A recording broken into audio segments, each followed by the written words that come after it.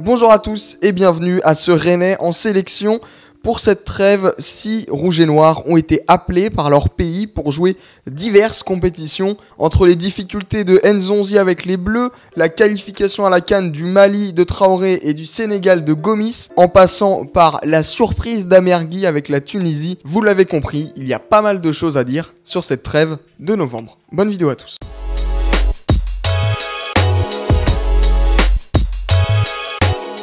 Et le premier joueur, c'est forcément Steven Nzonzi, devenu une habitude de la liste de Didier Deschamps à chaque trêve. Notre Steven a eu du mal durant cette convocation. Titulaire pour le premier match en amical contre la Finlande dans un 4-4-2 à plat, notre Rennais a eu beaucoup de mal à se trouver avec des interventions ratées, une sorte de non-agressivité qui coûtera le deuxième but finlandais. De plus, il n'a trouvé aucune complicité avec Pogba et ça s'est montré à l'entrée de Kanté, je trouve, où là Nzonzi a pu reculer un peu et je l'ai trouvé un peu mieux. En bref, c'est un match à oublier pour Nzonzi qui s'est fait dézinguer par la critique. Remplaçant de Kanté, il ne joue pas le match contre le Portugal en Nation Leagues. Victoire 1-0 des Français qui s'ouvrent les portes du Final Four. Les Bleus terminent la trêve avec un match sans enjeu face à la Suède.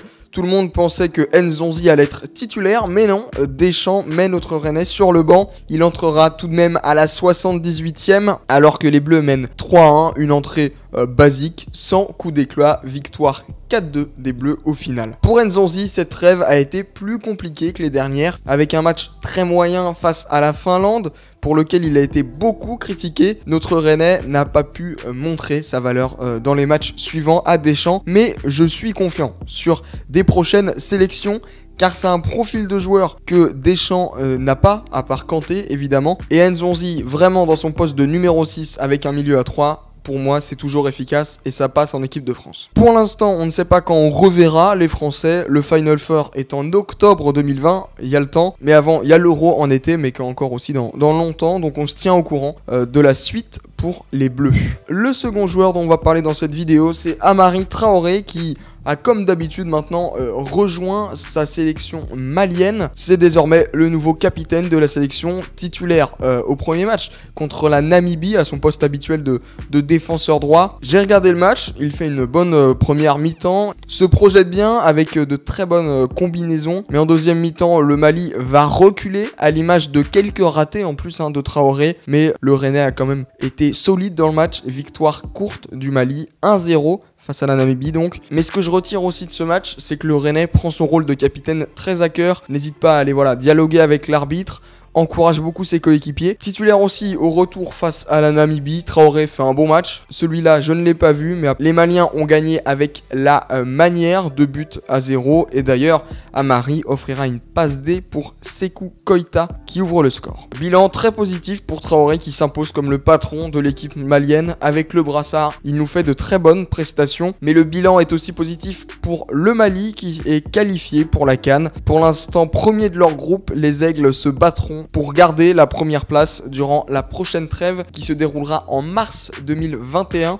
avec un gros match contre la Guinée le 22 et ils termineront cette phase de qualif face au Tchad à domicile le 30. Le troisième joueur de cette liste est aussi un défenseur, mais cette fois un défenseur central, c'est Naïef Aguerd qui a rejoint le Maroc. Vous vous souvenez peut-être de sa dernière convocation, il avait été blessé et il n'avait pas pu montrer grand chose, mais là il a pu jouer un match, mais d'abord il a commencé sur le banc pour la première rencontre des Lions de l'Atlas, toujours en qualification pour la CAN, un match contre la République Centrafrique, victoire 4-1 du Maroc avec un doublé d'un très bon Ziyech, mais il sera titulaire pour le retour en défense centrale. Il fait un très bon match, j'ai regardé la première mi-temps et j'ai vu un Naïef sérieux avec une équipe centrafricaine qui procédait en contre, mais Naïef a toujours bien géré sa profondeur et a été vigilant. Aguerd, forcément, il aime bien être sur les coups de pied arrêtés et c'est lui qui gêne le gardien pour l'ouverture du score du Maroc sur un coup franc très bien travaillé de Ziyech. Pour moi, le but, il est presque pour Aguerd.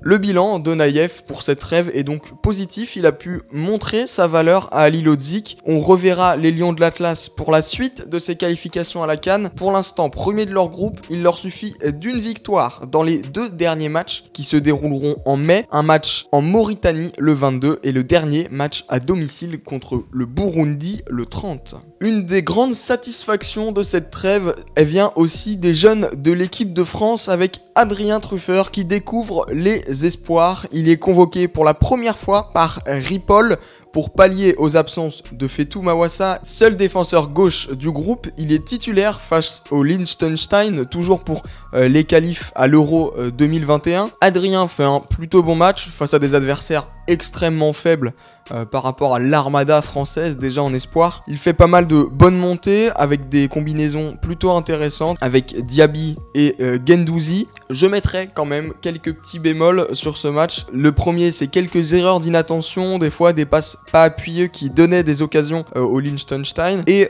ensuite, sur sa qualité de centre, beaucoup de centres ratés, même si un des centres ratés amènera le but de Dagba. Et notre défenseur gauche sera remplacé à la 70e par Koza. Ce bon match lui permettra d'être titulaire face à la Suisse dans la finale pour la première place du groupe. Encore une fois, Truffert fera un bon match. Je l'ai trouvé plus concentré que le dernier, sans doute lié à la pression qu'il y avait un peu plus autour de ce match face à la Suisse. Il multipliera les débordements et se rapproche d'offrir une passe décisive à Gouiri en début de match. Mais ses nombreuses montées ne l'ont pas déstabilisé défensivement. Il a toujours été solide, surtout quand les Bleus ont été réduits à 10 en fin de match. Victoire au final 3-1 des Bleuets qui finissent donc premiers de leur groupe. C'est une découverte des espoirs réussie pour Truffert qui ferait presque oublier Mawassa. On aura des nouvelles des jeunes de l'équipe de France le 10 décembre lors du tirage du prochain Euro, une compétition qui se déroulera en 2 parties, la phase de groupe du 24 au 31 mars 2021 et les phases finales se dérouleront dans un deuxième temps du 31 mai au 6 juin 2021.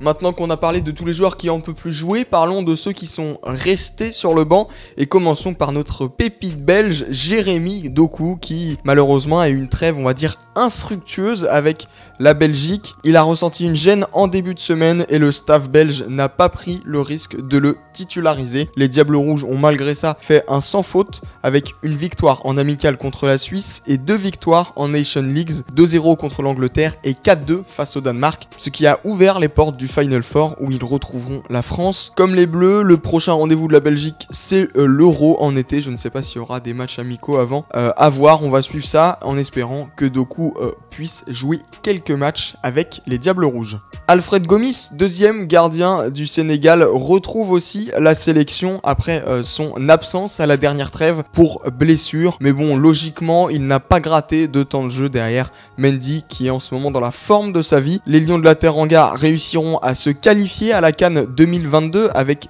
2 victoires face à la Guinée-Bissau, 2-0 à domicile puis 1-0 là-bas. Pour la prochaine trêve, les Sénégalais n'ont rien à jouer car déjà qualifiés, ils joueront contre le Congo avant de recevoir les Stawini pour finir cette phase de qualif en espérant que ces matchs sans enjeu puissent donner du temps de jeu à notre numéro 1. Mais il y a le temps, hein, ces 2 matchs qui comme les autres se passeront en mars 2021 en espérant donc revoir Gomis mais aussi Mbaye Niang. Et on finit par la surprise de cette trêve, c'est la sélection de Elias Damergui, désolé peut-être pour la prononciation. Le jeune gardien de 17 ans des Rouges et Noirs a décidé de représenter la Tunisie plutôt que la France. Une fois cette décision prise, il a directement été convoqué par Kebaïr, le sélectionneur des Aigles de Carthage. Deuxième gardien derrière Farouk Ben Mustafa, il est sur le banc pour les 2 matchs de cette trêve. 2 matchs face à la Tanzanie, 1-0 pour les Tunisiens à l'aller, puis une égalité 1-1 au retour. Certes, on l'a pas vu sur les terrains, mais c'est très positif qu'à seulement 17 ans, le 4e gardien rennais découvre déjà la sélection. De plus, le gardien actuel des Aigles de Carthage, Farouk Ben Mustafa, a 31 ans. Une place est donc à prendre dans les années à venir pour le jeune rennais. A noter que la Tunisie s'est qualifiée pour la CAN. Ils joueront la première place de leur groupe à la prochaine trêve en mars. 2 matchs prévus face à la Libye et à la Guinée équatoriale. Voilà, merci à tous d'avoir suivi cette vidéo. Ça me fait toujours plaisir de faire ce contenu sur la trêve car il me permet de voir pas mal de matchs. Voilà, j'ai vu des matchs du Mali, j'ai vu des matchs du Maroc en espérant en voir de plus en plus et que de plus en plus de Rennais soient convoqués avec leur équipe nationale. En tout cas, bonne journée à tous et à très vite sur la chaîne Un Abonné Rennais.